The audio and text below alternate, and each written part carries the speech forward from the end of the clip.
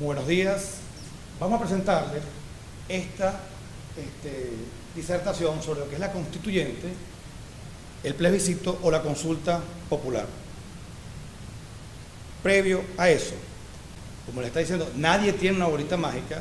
Hay unos que prefieren en las mañanas ver a quien tiene una colita en el televisor o las cartas, etcétera. No hay nada escrito. Y lo que ya pasó lo vamos a analizar para poder ver cómo nuestra sociedad y otras sociedades en tiempo pasado resolvieron. Nos hacemos las siguientes preguntas. Cada uno de nosotros seguramente hacia adentro podrá tener sus propias dudas. Nos preguntamos, ¿qué es la democracia? ¿Y qué es soberanía? Dictadura, totalitarismo, tiranía. Siempre hemos escuchado, nosotros siempre durante casi 2 décadas, pero en la historia siempre se ha hablado, este es un dictador, esta fue una dictadura, este era un tirano. ¿Qué entendemos por tiranía? ¿Qué entendemos por despotismo? ¿Qué entendemos por totalitarismo? Pero rara vez personas van a poderte dar un concepto cerrado, nítido de lo que es un Estado, una república. Venezuela es el mejor país del mundo. Bueno, el país nada tiene que ver, porque el Ávila que está allí, nada tiene que ver con cómo seamos, los ríos, las playas, eso sería un país, pero eso no es un Estado, eso no es una nación. Entonces, tenemos muchas mezclas. ¿Qué es una constitución? ¿Qué es una constituyente? ¿Qué es un mandatario? ¿Qué es un mandato? ¿Qué es un representante? ¿Qué es desobediencia civil? ¿Qué es resistencia? Y por último, ¿qué es referéndum y qué es plebiscito? Yo les voy a pedir un favor de cómo vamos a abordar este tema. Todo, absolutamente todo lo que yo vaya a decir aquí, no me crean. No me crean y vamos a partir de la conciencia crítica. Es más, puede que diga algo con alguna inexactitud, o sea, que no sea exacto, para que lo vayan cotejando con sus creencias personales y vayan viendo si compran la idea o no. Porque de ahí más o menos empieza también lo que es soberanía. Y bajo esa premisa de conciencia crítica, entendamos de que quien se para aquí, o quien se pone en un escritorio, o quien asume una magistratura, por el hecho de hacerlo, no significa que lo que diga es verdad y así vamos a tener que tomarlo. Porque uno de nuestros graves problemas nacionales ha sido en que designamos una especie de mesías y que todo lo que dice hay que creerle y hay que obedecerlo. Entonces, parto yo con el ejemplo de que todo lo que yo diga, tómelo, como dicen, a beneficio de inventario. No lo crean hasta que en su proceso mental vaya encajando y tomen o rechacen las ideas. Mi exposición la voy a aplicar en 4 fases o 3 o 5 fases. La primera, vamos a hablar de lo que es soberanía. La segunda, que es el despotismo, totalitarismo, absolutismo, etc. ¿Qué es una constitución? Ergo, que es el constitucionalismo, que es el poder, que es la asamblea constituyente. ¿Qué es la desobediencia civil y la resistencia constitucional? Y por último, como aquí todos vamos a estar haciendo el ejercicio de qué es la soberanía y qué son este pocotón de ideas que van a ir en ese orden, vamos a llegar a la conclusión general, pero cada uno de nosotros a la suya particular, de lo que es el referéndum, lo que es el plebiscito y lo que es la participación ciudadana en las consultas populares. Primero, empezamos entonces, ¿qué es soberanía y qué es eso de soberanía popular? ¿Y quiénes son o somos el pueblo? Aquí tenemos una serie de personajes, vamos a ver si a ustedes algunos los pueden identificar. Este que está aquí, Creonte, un rey de la mitología griega. Sófocles en el año 422 escribió antes de él sobre Antígona. Entonces de ahí empiezan los conceptos de resistencia civil y desobediencia legítima. Pero bueno, eso podemos abordarlo después más adelante o en otro tema. El señor que está ahí en el medio, Ricardo Corazón de León, El que le sigue, su hermano, Juan Sin Tierra. El que le sigue allá, todo esto tienen una aplicación hoy más vigente que nunca para entender ciertas cosas. Ese señor que está allá, Alfonso el Sabio. Sepan que hay muchas instituciones jurídicas hoy en día, contratos que todavía se rigen, porque Alfonso el Sabio en el siglo XIII, si mal no recuerdo, o máximo el inicio del siglo XIV, escribió las partidas de Alfonso el Sabio. Este señor que está aquí, importante, Fernando VII. Este señor que está aquí, José Pepe Bonaparte, Pepe Botella le decían. Esos señores eran soberanos. ¿Qué es soberanía? Soberanía es despertarse en la mañana y escoger, me pongo esos zapatos o esos zapatos, me como esto o me como aquello, me voy por tal avenida o me voy por cual avenida. Soberanía es poder escoger. Soberanía es hacer lo que yo quiera y que nadie me moleste. Pero resulta que en esa época los soberanos eran los reyes. ¿Por qué? Porque entendíamos que por una gracia divina Dios nos los puso y ellos incluso podían decirnos con quién casarnos. Si una pareja querían casarse, el rey podía decir, pues señorita, venga por acá antes de que usted se case, para que cuente con la gracia divina y la gracia real. Eran soberanos, esa era la soberanía. Y se entendía así, de que no éramos dueños de tomar ninguna elección, sino que el soberano la podía tomar por nosotros. Vamos a llamar a un amigo, así como está el programa de televisión, que nos va a ayudar a entender un poquito más qué es la soberanía.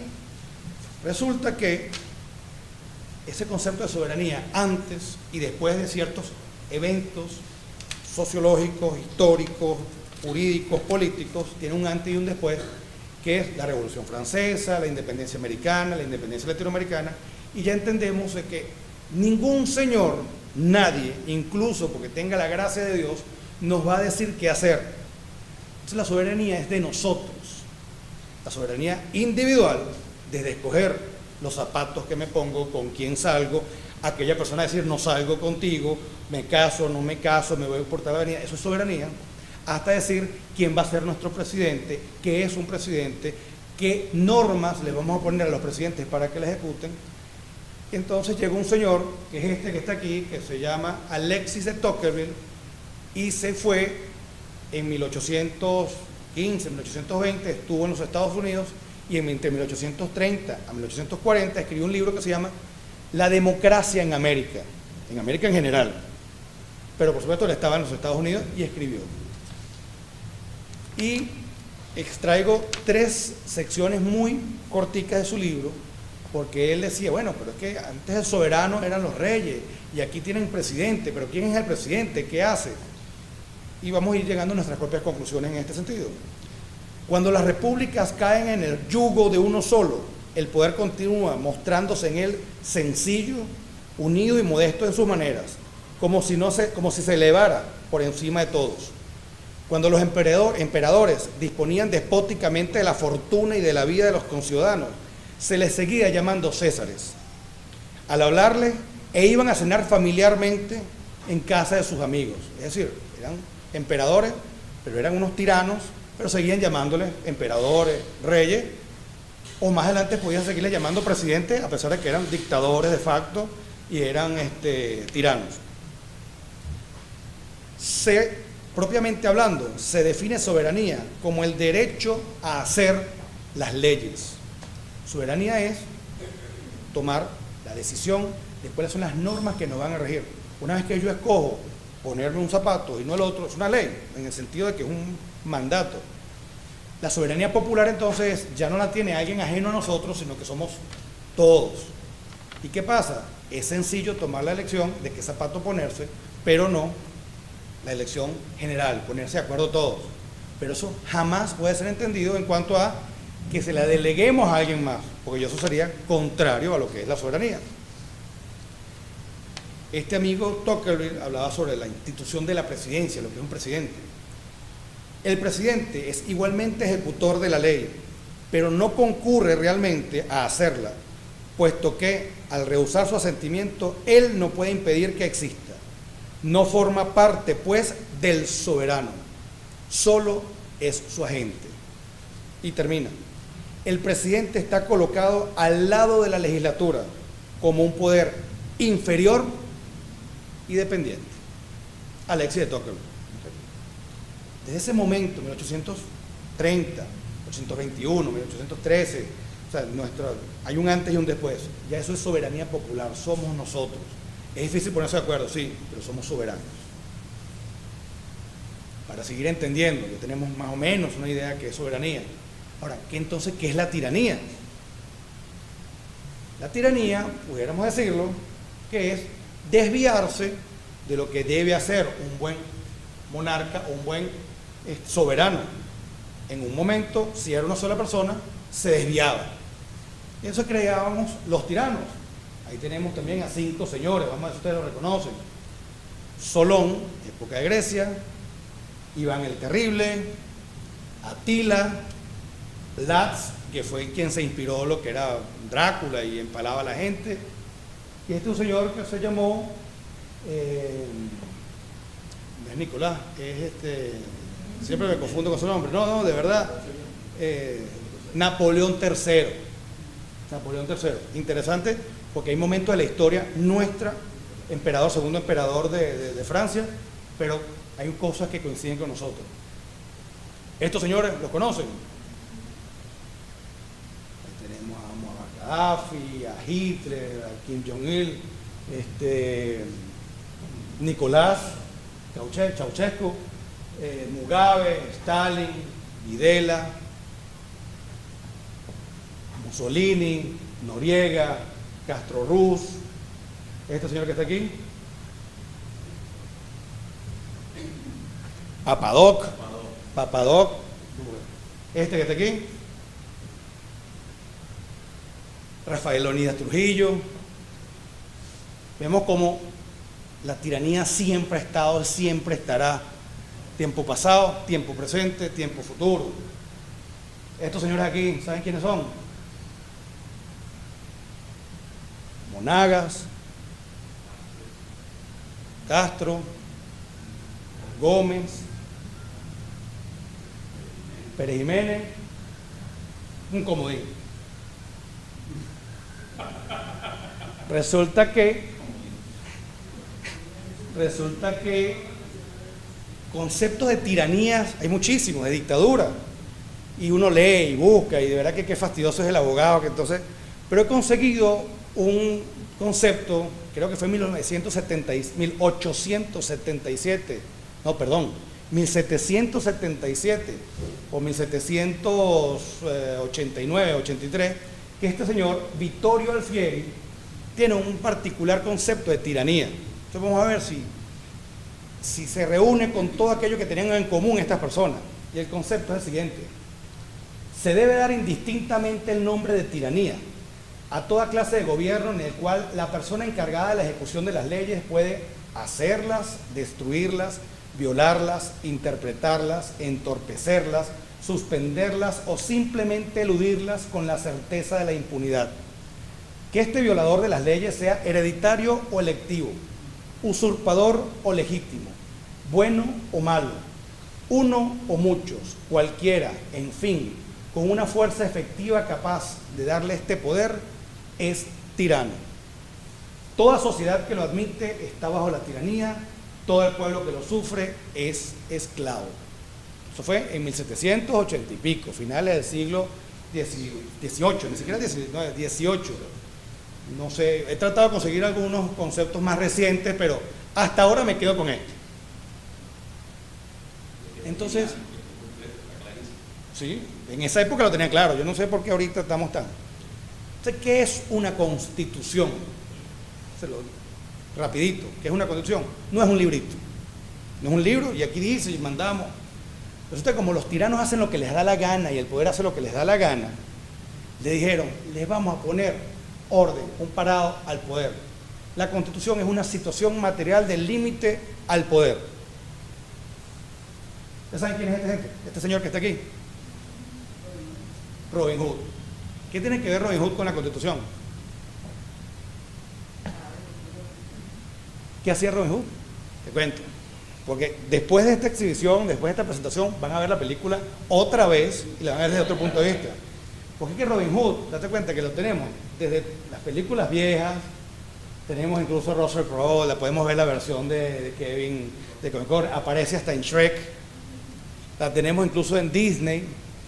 Y les digo, Robin Hood nunca le quita a los ricos para darle a los pobres.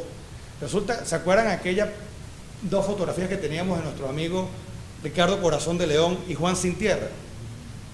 Pues Ricardo Corazón de León se fue a las cruzadas y se llevó todo el dinero que necesitaba y dejó a Juan Sin Tierra. Juan Sin Tierra fue el que en algún momento histórico le ocupa ser rey y necesitaba dinero para sus gastos corrientes, los exclusivos, los lujos, cualquier, necesitaba dinero. ¿Y cómo lo hizo? Bueno, creó unos cuantos impuestos. Bueno, vale, pagas impuestos. Y le dijeron, mira Juan, así no son las cosas. Tú puedes ser muy rey, pero tú no haces lo que te da la gana. Todos, en ese momento eran los varones, pero después aguas abajo se encargó a ocupar todos esos espacios. El rey y el poder no hace lo que le da la gana, hace lo que la asamblea, que somos todos, que somos ya una idea más de soberanía, como decías eso tú, con un rey enfrente, nos pongamos de acuerdo, tú también, y nosotros nos ponemos de acuerdo. Y esos impuestos los imponemos, los fijamos nosotros, todos. Y ahí es donde vienen los principios de no taxation without representation. Te tienes que poner toda esa aproximación de la creación de impuestos y cualquier función pública debe venir por el soberano, que somos nosotros. Entonces, una constitución, ¿qué es? Poner límites al poder, y Juan Sin Tierra tuvo que firmar la Carta Magna. Cuando nosotros hablamos de la Constitución y decimos nuestra Carta Magna, es refiriéndonos a esto. Y no es porque sea real, era porque era grandota, y entonces todo el mundo tenía que verla y tenías que publicarla, y en esa época no había medios, y en esa época no había teléfono, y no había, entonces la ponían ¿en dónde? En las puertas de las iglesias. Pero era la Carta Magna Libertatum, que es la gran carta de derechos. Señor juez, señor rey, usted no puede hacer esto. Señor juez, rey, usted no puede meter gente sin debido proceso. Usted no puede expropiar sin pagar. Todo eso está en la Carta Magna de 1215. Entonces, si una constitución es límite al poder, que es el poder constituyente, que lo vamos a ver más tarde, es que el soberano se pone de acuerdo para ponerle límites al poder. ¿Qué pasa? Como todas las tiranías tratan de desviar lo que son los conceptos de las cosas, y vemos cómo el concepto de constitución ha sido pervertido, el concepto de poder constituyente ha sido pervertido, igual como lo ha sido el de democracia, de elecciones, de paz, de diálogo, de justicia constitucional, etc. ¿Cómo se combate eso? Estudiando y analizando cuáles son las razones, los propósitos y los antecedentes de lo que estamos viviendo. Resulta que si una constitución es límite al poder, un Estado que tenga más constituciones en su historia, debería tener más democracia y más constitucionalismo. Pues Venezuela ha tenido hasta ahora por lo menos 26 constituciones. Inglaterra no tiene constitución escrita. Su constitucionalismo es, digamos, todo lo que limite al poder, pues que acaso vemos que la reina de Inglaterra hace lo que le da la gana. No hace lo que le da la gana. Por eso que se pelean tanto lo que son los poderes en el Parlamento, que es el soberano. Una soberanía muy particular, pero lo que está es limitado el ejercicio del poder. Resulta que en 216 años hemos tenido 26 constituciones y a duras penas, más o menos tuvimos en 40 años una mediana democracia. Bueno, si una verdadera constitución es límite al poder, ¿qué es el poder constituyente? Que el soberano, que somos todos, no nadie, nos sentamos de acuerdo a ponerle límites al poder y jamás puede ser considerado instrumento del ejercicio del poder. Resulta que los presidentes, ni el de aquí, ni en 1803, ni en el 2023, los presidentes no representan a nadie. Los presidentes son mandatarios. ¿Qué es mandatario? Mandadero. Él lo contratamos por un tiempo fijo para que ejecute las órdenes que le damos. Así es. ¿No? Así es, porque si no, ya vimos con lo que es el concepto de tiranía. Él no representa a nadie. Es el muchacho de los mandados y tiene que rendir cuenta. Y tú puedes mandar a alguien más. Eso es de la naturaleza propia de lo que es la presidencia. Desde que se creó la institución de la presidencia, porque antes de eso eran príncipes, condes, y ya vimos que pierden ese concepto originario de soberanía. Entonces ya sabemos, ya tenemos ya más o menos nuestra estructura, varios concepticos.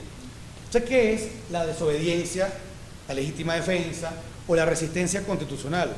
Resulta que ese acatamiento que nosotros le tenemos al Estado, a la soberanía, porque entonces todos nosotros dictamos las leyes, porque formamos también parte del Estado, estamos en nuestra estructura, y le damos un poder a unas personas para que ejecuten, porque los poderes que tiene el Ejecutivo es aguas abajo dentro de su organización para que cumplan lo que le hemos mandado, es condicionada. Sí y solo si tú eres un buen mandatario, eres un buen soberano, en el sentido incluso, en la idea originaria de lo que era el rey que tenía la soberanía, si tú eras buen rey como soberano, te debíamos obediencia, mas no así una vez que tú rompes el pacto. ¿Y qué pasa? Estamos ni siquiera con el derecho, sino con la obligación a desobedecer y desatender a esa soberanía que era del rey. Luego, cuando entendemos que la soberanía somos todos nosotros, menos aún, estamos obligados a seguir al mandatario, es decir, al muchacho de los mandados. Me imagino que este tipo de gráficas ya son comunes, ¿no? Vemos la avenida Francisco Fajardo, París 1830. También la ciudad de Caracas, unas barricadas, ojo, barricadas, no guarimbas, porque la barricada conlleva una carga moral de resistencia.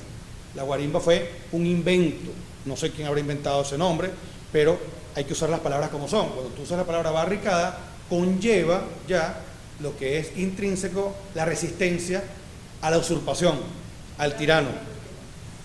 Porque la barricada era una de las maneras para poder pervertir la utilización del lenguaje y de las ideas. La guarimba no se usa. La guarimba, traduce guarimba a un francés. Barricade. Cuando él dice, claro, pero que nosotros, sinónimo de guarimba no, porque cuando tú le dices guarimba, ya que ve las noticias, y dice guarimba, dice, no, estos son un poco locos que están aquí alzados sin ningún sustrato. ¿Con qué intención? Con intención despectivo y de restarle el sustrato moral de resistencia a la opresión. Claro, tal cual, la manipulación del lenguaje. Hay un libro que se llama La neolengua, el doble pensar. Entonces vemos cómo los tiranos también, o sea, los malandros usan internet, los malandros usan teléfono, igual los tiranos también se van adecuando.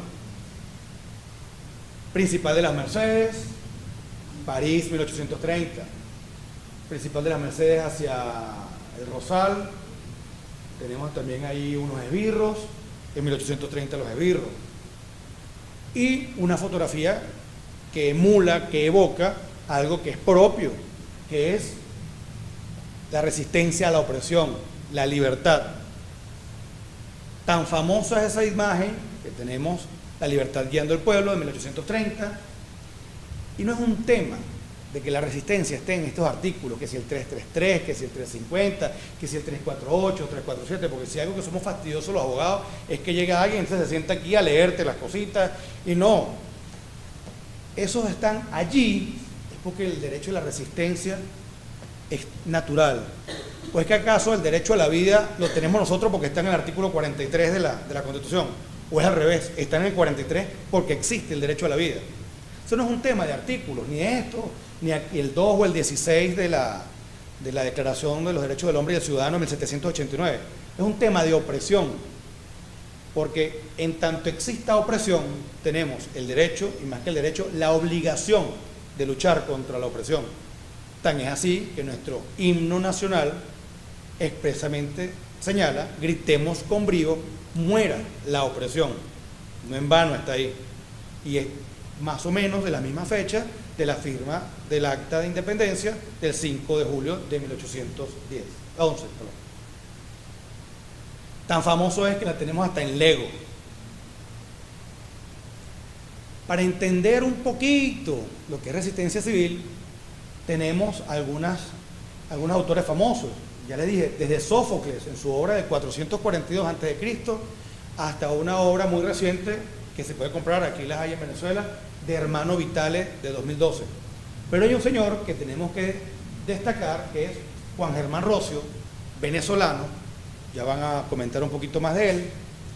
Pero este año, 2017, se cumplen 200 años de un libro que escribió que se llama El triunfo de la libertad sobre el despotismo.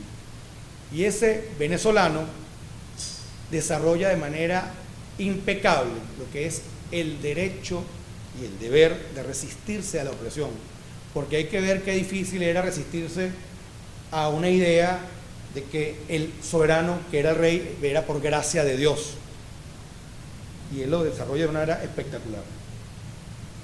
Entonces vemos que para que la defensa sea válida tiene que ser legítima. ¿Qué quiere decir eso? Que la agresión debe ser ilegítima. Para que el desconocimiento sea legítimo, los actos deben ser ilegítimos. Para que la desobediencia sea legítima, los actos que desconocemos también son ilegítimos. Y la resistencia, además de ser legítima, debe ser constitucional. ¿Y qué queremos decir con resistencia constitucional? De que es ante la opresión, reducirla y encauzarla en la Constitución. ¿Qué es eso? Que obedezca al Estado de Derecho. Porque a lo largo de la historia, muchas revoluciones han venido así como al estilo pervertido de Robin Hood, de liberar a los pobres, los oprimidos frente a los poderosos, pero ¿saben quiénes se quedan después, no? Esos que se llamaban defensores se quedaron ahí. Por eso que el límite es la propia Constitución, en el sentido de reducir y aprisionar al poder en los confines del control de la Constitución. Temas de interés pudiéramos aquí muchísimos. Tenemos Grecia, Roma, tenemos el caso de la Biblia, hay casos precristianos, Moisés, Josué en la Edad Media. Tenemos más cercanos a nosotros la revolución de 1919 en Egipto, la independencia de India, la marcha de la sal, los derechos civiles en los Estados Unidos, Mayo francés, Sudáfrica 1980, la revolución de Terciopelo en Checoslovaquia 1989, revolución cantada que convino y devino en la independencia de Estonia, Letonia y Lituania, la revolución rosa en 2004, la de Túnez 2011, la revolución naranja en Ucrania, la revolución de los paraguas en Hong Kong. ¿Y en Venezuela? Resulta que en Venezuela, desde 1810 hasta hoy, somos un país, somos un Estado, o pretendemos, apuntamos a hacerlo, en constante resistencia, porque constante ha sido la opresión. Y no podemos perder el rumbo en cuanto a cuáles fueron nuestros antecedentes, nuestro presente y nuestro futuro. Entonces, ¿qué será un referéndum y un plebiscito? Si quieren alguien leer, perfecto, si no les voy leyendo varias cositas. Resulta que nuestra Constitución del 99, podemos aquí tener discusiones si es válida, no es válida, pero el hecho de Constitución como tal señala varios artículos que ustedes están ya más que cansadísimos de escucharlo en la radio y todos los días entrevistan a alguien y lo van a ver y lo van a buscar, pero vamos a quedarnos con unas pastillitas. Por ejemplo, en el propio preámbulo te dice que la patria es libre y soberana, ya sabemos qué es soberanía. Sociedad democrática, participativa y protagónica, sabemos qué es participar y qué es ser protagonistas, en las cuales se rescata el derecho a la vida, a la igualdad y la justicia social. Luego tenemos que el Estado, cuando se forma, dice que en el artículo 3, la finalidad del Estado, porque si no para eso no sirve para nada, porque el Estado tiene que servir para algo, es para el ejercicio democrático de la voluntad popular. El Estado es para eso se creó el Estado, para que ejerzamos la voluntad popular, y todos somos el soberano. El presidente no, ni aquí ni en ninguna parte del mundo ni de la historia. el presidente, la institución de la presidencia, no forma parte de la soberanía, ni representa a nadie. Los que los representan, los que nos representan, son los diputados, senadores o cualquier otra nomenclatura, pero que van en asamblea. Esos son los representantes. Los presidentes jamás representan a la ciudadanía, al soberano. El famoso artículo 5, lo voy a leer porque terminemos concluyendo. La soberanía reside intransferiblemente en el pueblo, quien la ejerce directamente en la forma prevista en la Constitución o por la ley a través del sufragio y los órganos que ejercen el poder público. Hagan el ejercicio, pongan todos los programas de radio, y este artículo 62 no lo he mencionado mucho. Bueno, ahora ya conocemos que está el 70, vamos a hablar del 70, ahora vamos al 62, dice lo siguiente: todos los ciudadanos y ciudadanas tienen el derecho de participar libremente en los asuntos públicos, directamente o por medio de sus representantes elegidos o elegidas, pero directamente o. Y después viene aquí: la participación del pueblo en la formación, ejecución y control de la gestión pública, todo lo que es gestión pública, es el medio necesario para lograr el protagonismo que garantice su completo desarrollo. Los artículos 2 y 3 que habíamos hablado. Tanto individual como colectivo. Es, escúcheme bien, obligación del Estado, porque para eso fue que se creó el Estado, y deber de la sociedad facilitar la generación de las condiciones más favorables para su práctica. Si usted va a pedir un referéndum, cualquiera sea, revocatorio, y le dicen que no, está violándose la Constitución, porque es la obligación del Estado y de la sociedad. Y luego caemos en el 70, famoso 70, que estos 2 últimos días lo hemos leído muchísimo. Son medios de participación y protagonismo del pueblo en ejercicio de la soberanía: la elección de cargos públicos, el referendo, la consulta popular, la revocatoria del mandato, la iniciativa legislativa, constitucional y constituyente, el cabildo abierto y la asamblea de ciudadanos y ciudadanas, entre otros. El 333, estamos cansados ya de escucharlo. El 350 también. Les recomiendo la lectura del 250, pero de la Constitución del 61, que es lo mismo.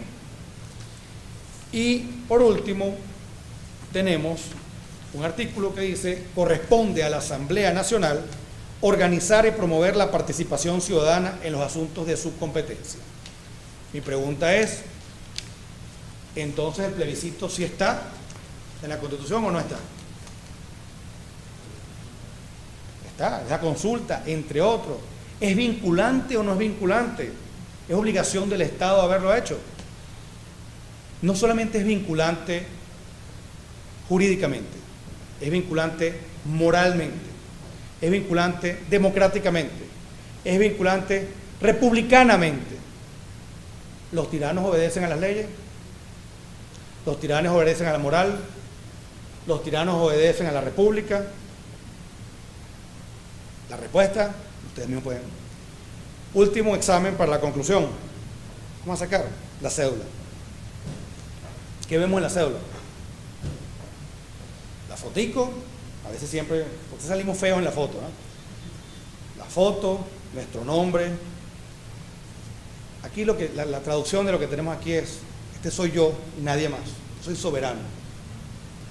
Yo hago lo que me da la gana, siempre que no dañe la soberanía de otros. Y en ejercicio de nuestra soberanía individual, conjuntamente con los demás, tomamos las decisiones. Pero hay algo más importante aquí: cómo empieza y cómo termina nuestra cédula. Empieza como república, y a eso estamos obligados, a ser república. Y ser república es: no tenemos ninguna persona que nos mande. Los soberanos somos nosotros.